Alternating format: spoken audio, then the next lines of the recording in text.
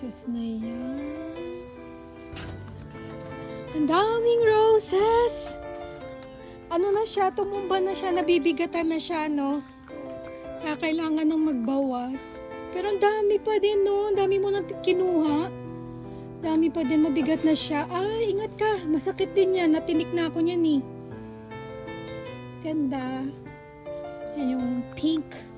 And then nandun yung white. Wala na yung mga tulip. Wow. Arigato. Ang dami nakuha ni Daddy ng mga roses, oh. Ang dami, nakakatuwa. Galing lang sa garden.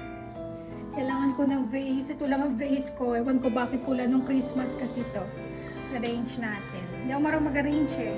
Ito yung luma. Okay pa nga rin siya eh. Hindi siya mabango. Ano ba mag-arrange? Dami oh.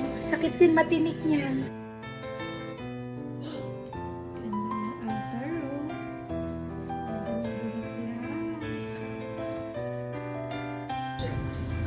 Just not the people who were suffering the most, I think is one of the greatest legacies that he will be leaving behind. And it's really fitting that the people who will welcome him and say their goodbye